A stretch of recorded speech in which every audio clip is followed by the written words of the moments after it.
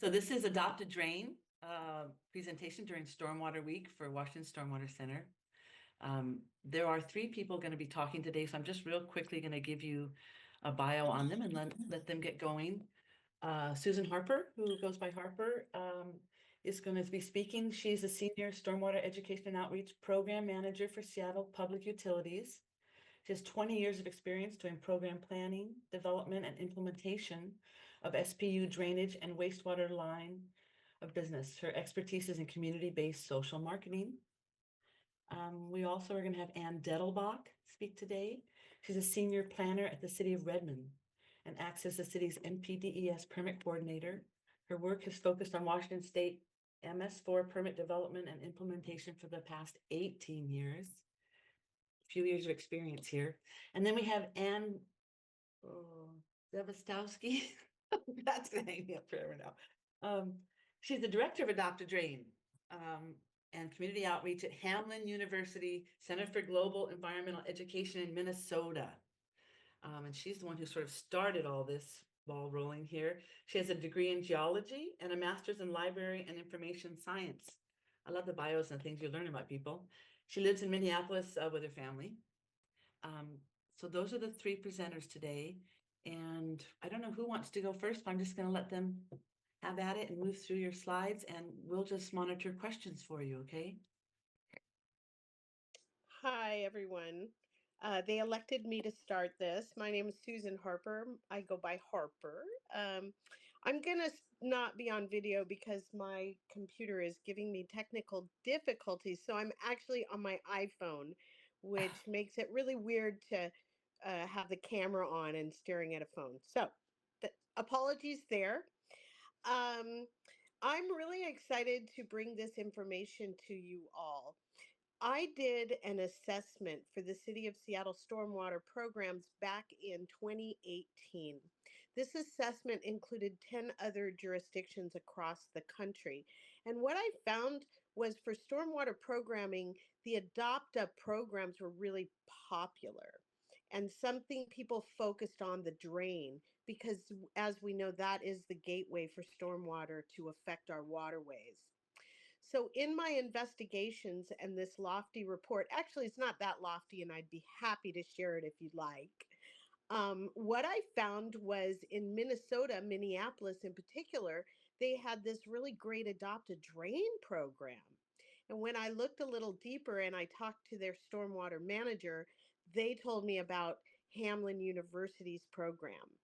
So what I would say is I took a pause in my work to find this awesome program that we now have here in Washington State, and it's really booming.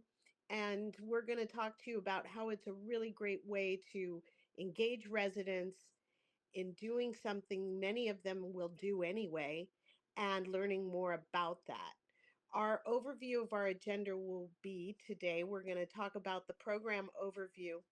We're going to talk about the cost, what's happening here in Washington State, how Adopt a Drain meets the permit requirements, what we've been doing for promotion and marketing, and then finally we'll talk more about the actual behavior change program that we evaluated for this.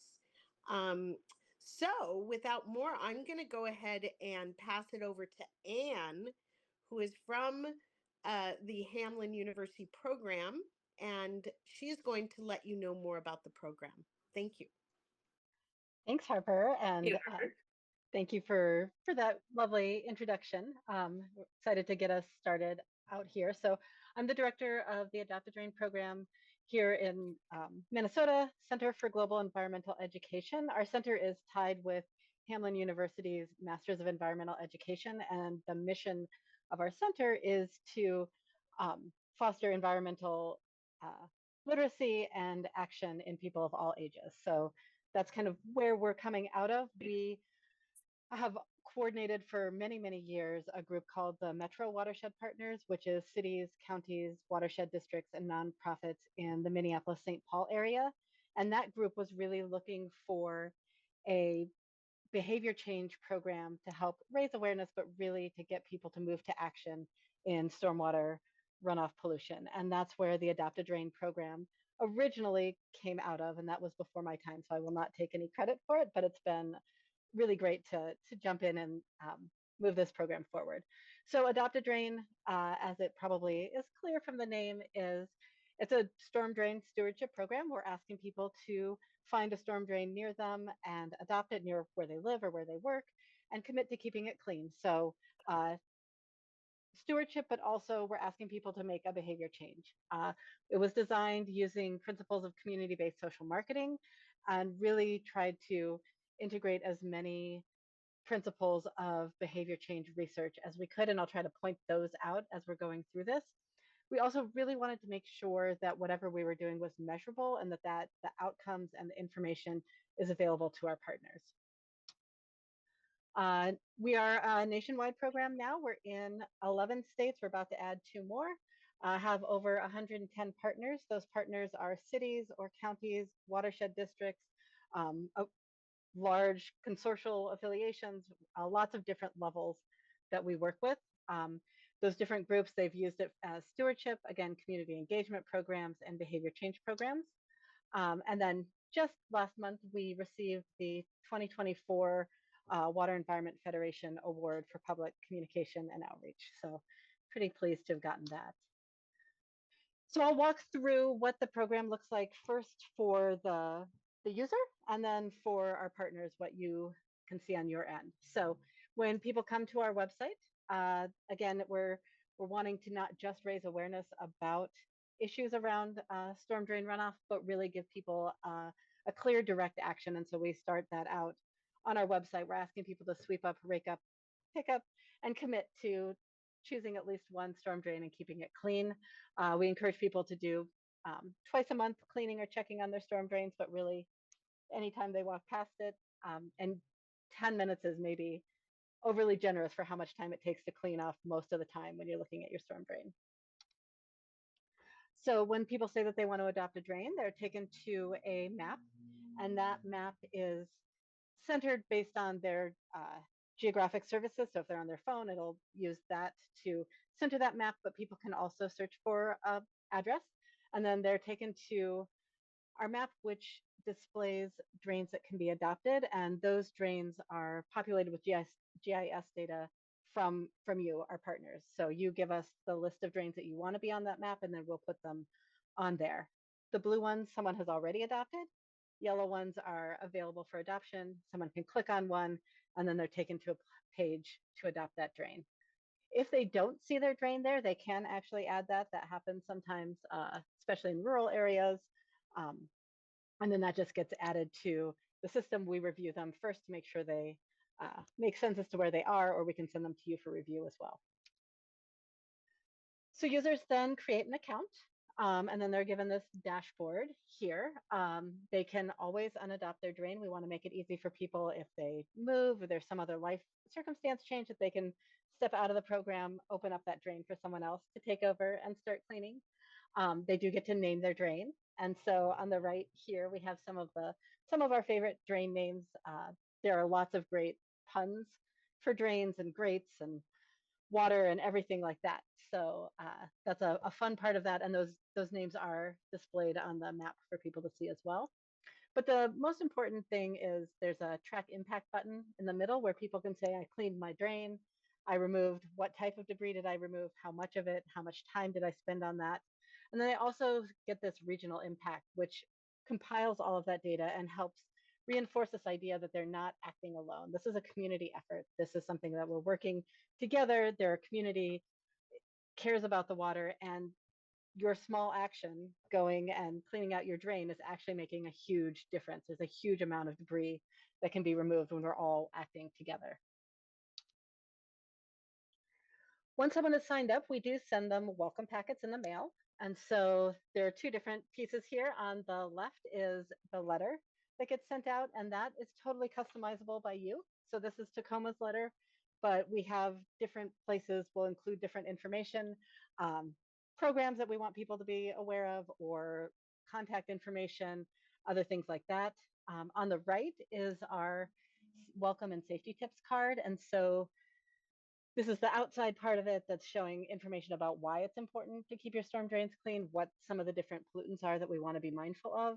And then on the inside, it has information about how to clean your drain that really kind of spells out what the process is, but also how to be safe doing it. For instance, do not remove the grate.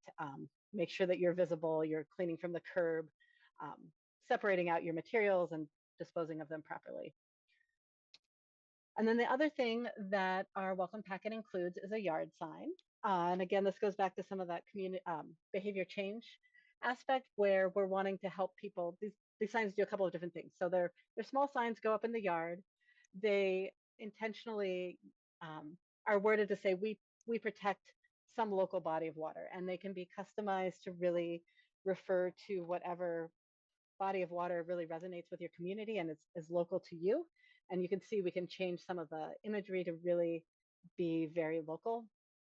But these signs, one, help people see themselves as someone who cares about water. And it's been shown that people who take on that identity then are more open to doing other actions as well. And so we want to make sure that as people join in, they are keeping their storm drains clean, but also that they might start taking on other water friendly activities. These are also a really powerful community building, community social norm building tools. So as you see more of those signs going up in your community, you get to see that, again, you're part of a larger group. You get to see your neighbors care about this as well. People are more inclined to join when they see that other people have joined. And so we'll see that sometimes a neighborhood will start to kind of populate as you've gotten a couple of people putting their signs up. We do also have the option of window clings for people who don't have yards or for businesses to use. And I will just kind of pause here to say as part of the program at Hamlin, we've created a huge suite of outreach materials. So we've got handouts and posters and postcards and utility bill inserts and other things like that that can be used by you to do whatever outreach you need. So you don't need to reinvent all of those outreach materials. So that was the user perspective. Real quick, I want to walk through, as a partner, you get access to all of that data. It's real-time data. You can log into the portal, download, search, whatever you want at any point in time.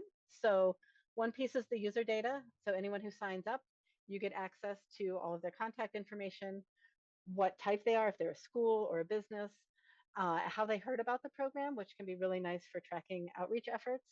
And then there's also a custom notes field if you wanted to add your own information.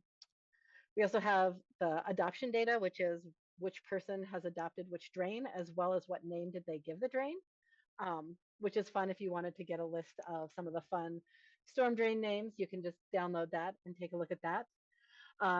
We also have the latitude and longitude coordinates of every drain, as well as the watershed and subwatershed for each drain. And so if you're really wanting to focus efforts on a specific subwatershed, it's very easy to track that with our data. Finally, the storm drain cleaning data. Again, we've got a record for every cleaning report where people say what were the two main types of debris in the drain, how much in pounds. People can report in pounds or gallons, but we convert on our end to pounds. How long did they spend doing it? So that can be useful for when people need to do service hours, like high schoolers want service hours. We've got that kept in our data as well. And again, because that's connected to a drain, we have the coordinates as well as the watershed and subwatershed connected with each record. Makes it really easy. If you want to pull it into a GIS and map it, you can. If you want to aggregate it and look at it in those levels, you can. We will, however, compile all of that information into a much more easy to read report at the end of the year.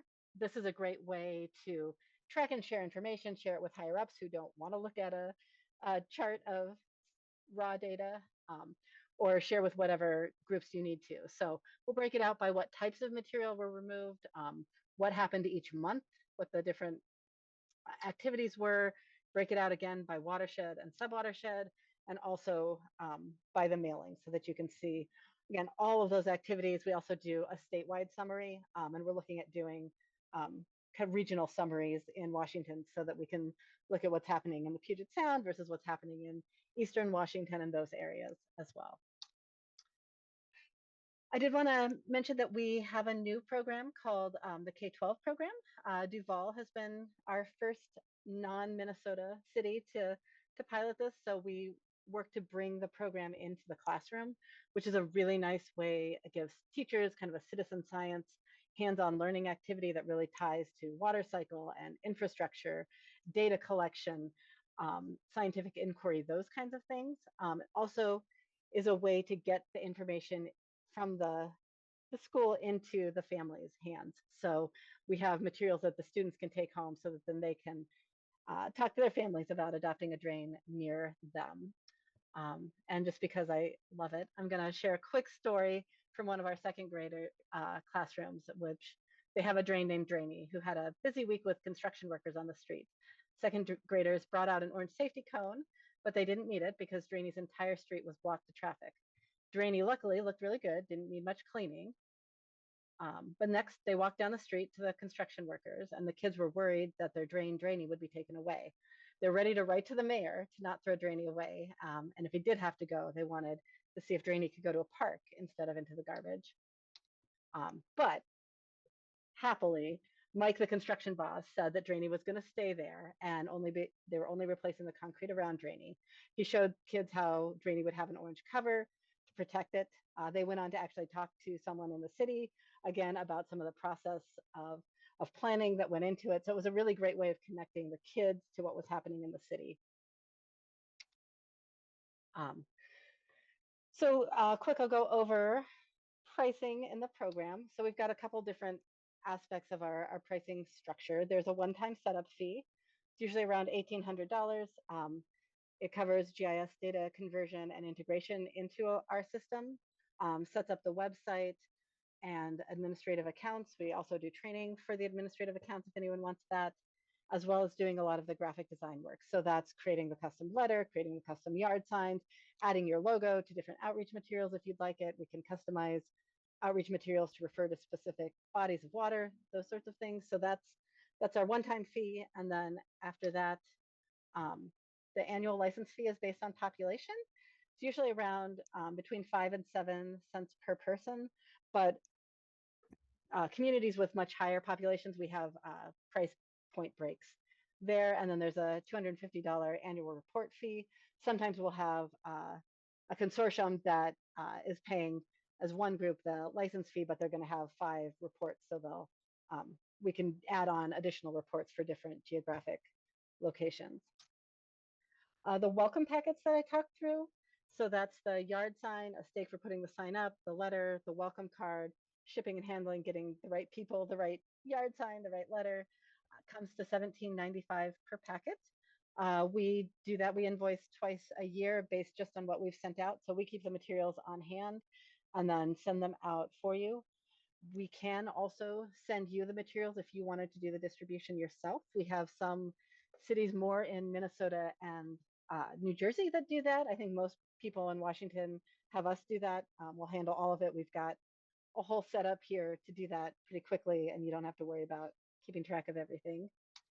And then we have additional services like social media, which you'll hear a little bit more about, other consulting around doing outreach, the K-12 program, which includes recruiting for all of the teachers and teacher retention and evaluation process. All of that is $3,000 for 10 classrooms, plus the kits, the materials for the kits comes to $500 a classroom. So that's a quick overview. We would love to talk to you. If you have any questions, I can get you a more specific quote for your specific organization, but there are different ways of customizing things to help with that. Did want to note that several Washington jurisdictions are using capacity grant funds to pay for the program. And again, there's options for adding additional marketing materials. We have hats, we have tote bags and other things like that. If you wanted us to order them for you and send them to you, we can invoice you for that as well. So I think that is my section, and I am going to hand it over to Ann Bielbach. Good morning, everyone. I'm Ann Dettelbach. I work for the City of Redmond, and I'm so glad you're here. Harper kicked off our session by sharing that she had done all this extensive nationwide research looking for a program that would work for Seattle. Well, Seattle was very kind in welcoming lots of any other neighbors in the region to join on so we could turn this into a regional consortium. And so Redmond was one of the first communities to join the Adopt a Drain Coalition, I guess. Right now, there are 21 communities signed up across the state. Most are concentrated in Puget Sound, as you can see, 17. There are 3 new ones who joined recently from Southwest Washington and at least 1 in Eastern Washington, all of whom are now actively implementing the program. Others are, we hear, on the cusp of signing contracts, and that's great news because I think this program is stronger when we bring more people in. As you can see from the stats provided, I grabbed these numbers yesterday. We have almost 2,000 adopters, more than 3,000 drains around the region that are adopted, and more than 30,000 pounds of debris that has been reported being collected. We know it's a lot more than that. Our group, starting with the Puget Sound folks, we've been meeting monthly as we've implemented this program beginning, I think, in 2021. And we meet to share ideas and to collaborate on projects. We have teams that we've formed around different topics. And I think everyone on the group has joined at least one team. We have a team focused on social media. You'll hear a little bit more about that. We have an earned media group. We have an events group that helps us stay organized on events that we share materials for. You'll hear a little bit more about that. We have a translation and transcreation group to help take the English-driven materials, outreach materials, and make them more accessible and interesting to people who speak other languages, come from other cultures. And we have an onboarding group, and I'm part of that group, and we help answer questions. If you're considering Adopt a Drain, we can sort of give you the Washington State perspective, at least our individual experiences. So it is a great group of people collaborating on this program. We have also collaborated in ways where we have shared on costs of purchasing certain materials. You see a couple of pictures of what we've bought together, and just another great stormwater collaboration. Next slide is great. So Redmond joined, and I think most of the other, maybe all of our communities first got interested in this program to help us meet different NPDES permit requirements. We don't have space here to include the phase 2 Eastern Washington citations, but you can see from the ones included that we believe that it helps meet broader general awareness requirements under the ed and outreach permit requirements. You're going to hear more about 2 communities, Seattle and Duval's behavior change campaign built around Adopt a Drain. And then finally, most of us were first drawn to it because of this stewardship opportunity. It actually, as you heard, it actively engages the community in helping to protect our storm system, to protect our neighborhoods, and protect the receiving waters. So personally, I saw it both as a great sort of stormwater, helping to educate people about the stormwater system and where does that drain go, but also with the signage that Hamlin provides, I believe it gives community members a real sense of connection with the watershed they live in. They might not have known in Redmond that they lived in the Bear Creek watershed, or in Engle Lake if you're in Federal Way or wherever, but now they do, and now they take great pride in showing their signs and their front lawns. So it's helping us click the boxes in the permit and do a whole lot more. Next slide, please. So one of the places where I think we're really bringing a lot of creativity and energy are our social media accounts. So Hamlin has set up 2 Adopt a Drain accounts for Washington State, a Facebook account and an Instagram account. They post to these accounts twice a week from Hamlin with just different stormwater messaging, just often really creative and cute. But then our communities all do a rotation, and now I think there are 16 in the active rotation. Each of our jurisdictions takes a week, and we post twice in that 1 week. So you can imagine with 16 communities, your jurisdiction is being asked to post once every 3 or 4 months. So it's really not a big burden, and it helps keep the accounts active. There have been some very creative posts. I wanted to highlight that recently, after a Dia de los Muertos event that Seattle hosted, one of the women, I believe, who signed up then posted on her own personal account this, I think it's the post that's on the right side of your page. And just with this simple post to her followers, I guess she's some sort of neighborhood influencer, if you will. I think there were something like 80 people who signed up after she did, just based on that one post. So that didn't even come from our account. It came from her account. So we know that social media is a way to engage and build support for the program. It's a great way to provide helpful tips. It's also a way for us to provide tips on related topics. So it's not only about the drain. People posting from our accounts have used it as a way to remind people about other good behaviors to protect their storm system and receiving waters. So I think that's been a really creative and fun part of our collaboration. And Hamlin manages it, so we didn't have to set up our own accounts. Next slide. So one of the things that Ann Z mentioned is that they have a whole bunch of outreach materials for us to use, and they're all branded, and they have a great look and feel. You see some of the examples in the upper left. That's a 8.5 by 11 poster we print off and use at events to allow people to sign up with their smartphone. So they call it the kiosk. I think they let you. Hamlin provided the QR code. It takes you right to the Washington State Adopt a Drain page, and it makes on the spot signups really easy. They have web banners like the one on the bottom. We've put that on our website. They have vertical and horizontal web banners. They have stickers. They have all sorts of things. Our most recent, they have tall banners you can have at events again. Our most recent regional acquisition, and I believe Seattle actually purchased these on behalf of the whole consortium, was a cornhole game, and it looks like a storm drain, and so kids love tossing the beanbags into the storm drain, and it's a great way to engage people and sort of chat with them about the program while they're just having a quick game of cornhole. So that's been really popular at our events, and we share the two cornhole games, and they move around the region pretty frequently, especially during the summer. So lots of great resources that are also part of the program. Next slide, please. I wanted to mention that a lot of our jurisdictions have found it really helpful to hand out what I'll call them incentives, hand out things to help people perform the behavior. The yellow spiky things are called leaf claws. People love grabbing those and using them to clean their storm drain. You can see there's gloves, a bucket, 5-gallon bucket for them to drop their materials into that they've pulled. We've handed out dustpans.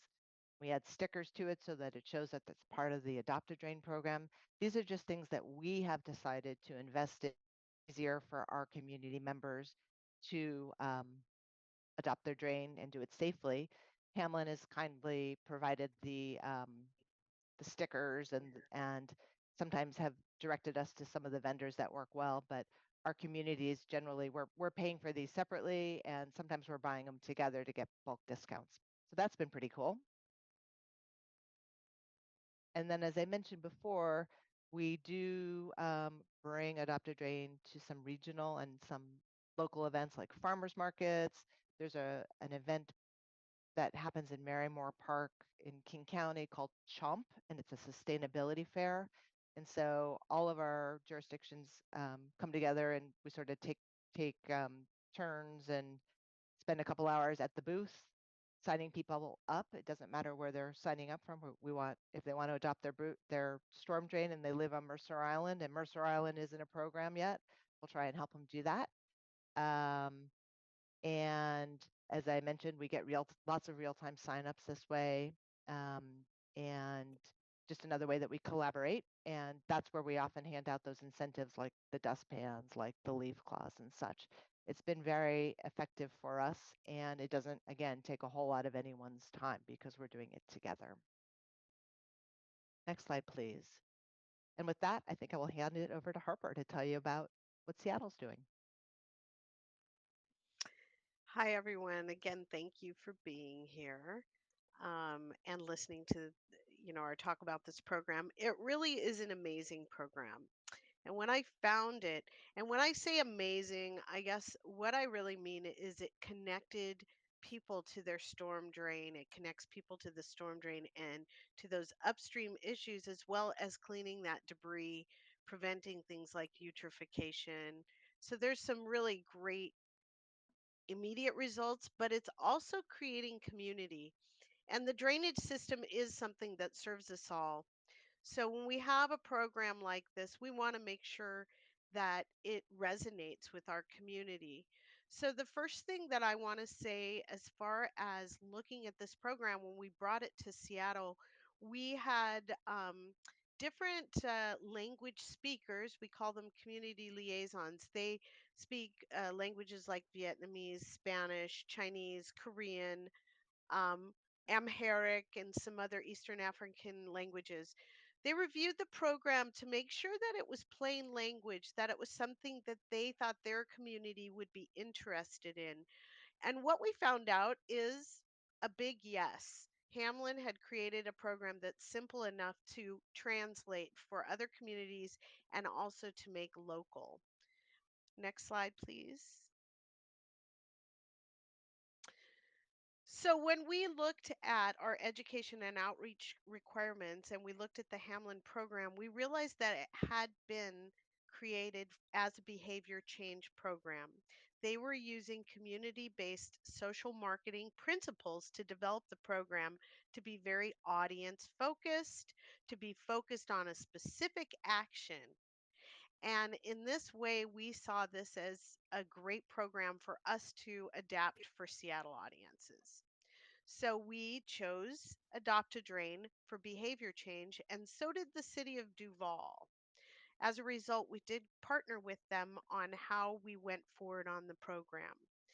First, we looked at what Hamlin had created as far as they developed this based on those social marketing principles. We started implementation in 2021, and we just completed an evaluation and report in 2024, and I will be happy to share that with you if you're interested in using this program in the same way. And next, please. So basically, our audience primary focus are people living in the MS4 areas. So those are direct drainage to water body areas, as most of you will have in your jurisdictions. In Seattle, we also have some combined sewer areas, so just going to set that aside. So we do focus on those drainage areas in Seattle, which is 2/3 of our city. And in Seattle, we also decided that we wanted to have a Hispanic or Spanish language community focus. Our Duwamish River Valley is very high population of Spanish language speakers as well as Vietnamese, but that's where we put some focus. The BMP that we're promoting is the litter and debris prevention. We want to prevent those pollutants from entering the stormwater conveyance system. And BMP for all is best management practice. And then the behavior we wanted people to adopt is to remove that debris from the inlet and also report what they're finding. Next. I'll just stop here for a moment on our Spanish language campaign. And we worked with Spanish language consultants to develop the campaign. We did both a focus group and then a larger survey to develop our materials for the digital media campaign. Currently, we're running ads on Telemundo and La Grande Radio. They're focused on these and some focused events like Dia de los Muertos. We have posters, if you see those around town, at different kind of coffee shops and pubs and things that are frequented by more Spanish language audiences. We've put those up around Burien, SeaTac, and Seattle. And the Washington Stormwater Center has also set up a really great location where you can download these materials for yourself. So I'll put that in the chat for folks. Um, and that's like there's a social media kit both in English and Spanish, and some other messages that you can use to promote to a different language community. And I'll let you know that this year we're going to be launching a new campaign and really focusing on a Chinese language audience. So we believe that translation isn't enough. We really need to create a campaign to make it resonate with the audience that you're looking at. Next. So from 2021 to 2023, Duval and Seattle worked together. Well, we worked separately because we're not, we're in different cities, of course, but we worked to really do community outreach and engagement. Our messages were focused on protecting our waterways and reducing flooding. And we did our recruitment through local events, the social media, our web page using printed materials, as you've heard about. Next. So the goals of the behavior change campaign evaluation were to, you get to click through for me, Anne. We want to measure the change in our target audience's understanding of stormwater and stormwater best management practices as a result of our Adopt a Drain program. Next. We want to measure the changes in our target audience's adoption of this targeted behavior, removing debris from inlets as a result of their participation. And third, we want to identify and recommend changes as a result of our evaluation of this program so we can be more effective. So you can keep next. So our questions needed to show whether we're increasing our audience's understanding, decreasing, or is it the same? The same with the next one. And finally, we want to also understand what were the motivators and barriers for them doing the activity. And I want to add that in this program, there's a reporting aspect that helps us really understand if our audience is physically doing the behavior because they need to report it as well. Next. So what we did is together with Duval, we coordinated on our survey design and the timing. We used an online survey using Microsoft Forms. It was really simple to get going. The distribution in Seattle, we had 395 email addresses for our members at the time that had participated in the program. And in Duval, they had 40. And we sent out the survey, gave a couple weeks for people to take it. 30% of Seattle resident or adopted drainers responded, so there was 120 there, and 50% in Duval, which is 20 responses, which is really high. When you think about the size of your city, you can really more hone in on certain areas. And I think Duval felt pretty good about all this. And then finally, we analyzed and pulled that data from the Microsoft form and the responses. So I do have the report, by the way, and I'd be happy to provide it to you so you can see what happened and more of the statistics. Next. So from our report, what we found out was that yes, our audience was understanding more about stormwater issues. What it told us is that we want to highlight, I think I left a slide out here, you guys. I'm really sorry about this, but I do have the report for you. So first I want you to say, I want to let you know that yes, the audience did change their behavior. And shoot, I could show you that slide. I feel like I had a miss here.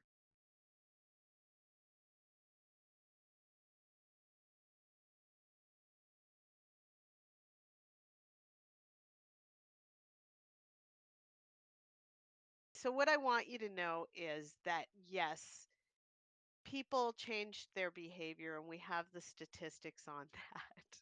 And what we learned is that we want to make sure we're educating our participants about the stormwater conveyance system and the impact of stormwater on those receiving bodies. Things like where does it go and what actions prevent pollution. We will also want to emphasize the direct relationship between removing debris and maintaining our storm drains and the water quality impacts. Next,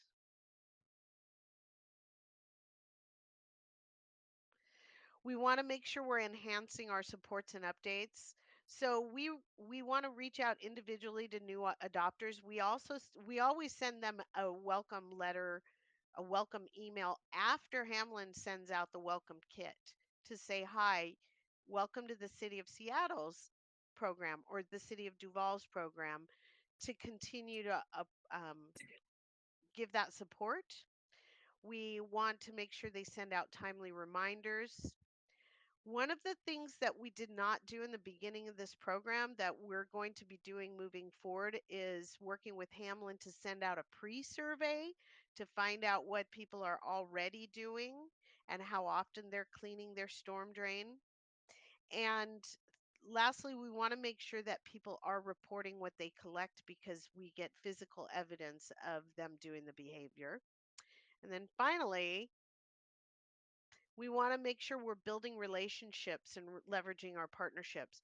So a big city like Seattle needs help from all its regional partners. So we really have appreciated this collaboration. And so that's a big thing that has helped our program be successful. And then also we want to build relationships with our existing participants. So right now, Seattle has about 600 volunteers cleaning storm drains. So we don't want to forget about those 600 while we try to recruit more. So this year, we're really going to focus on building a relationship with the adopters that we have to make sure that they maintain their drains and that they may be able to share those best practices with people in their communities because they have a story to tell, they have an experience. So that with that, what I want to say is that I am happy to provide the PowerPoint with the actual statistics from the survey so you can see how people answered those questions. Is it okay, Harper, if I put your email in the chat? Sure. And we do have the report that we submitted to Ecology that might be a good thing to share as well. So we have those things for you. Highly recommended as a behavior change program because it really is helping us to go deeper with our audience. Thanks. That was wonderful, you guys. Thank you very much. Are you guys through, the three of you? Do you have anything more, or that was it? That was a wonderful PowerPoint. I really like that. Thank you. Does anybody have any questions And I see one question here in the chat, about the slides, huh? and it was, where do participants take the debris, and do they have to pay for that too? I can answer that. So if the debris, we do have recommended throw away the grimy leaves from the street because there's likely pollutants on those. So that goes into the garbage. And if it's like leaf season, you might be able to put it in your green bin if there's a lot of cleaner leaves around the storm drain. But I think it's recommended as garbage. And there's no Yeah. additional cost. It just gets, no one has Yeah. expressed that it has caused them to upsize their garbage can or anything like that.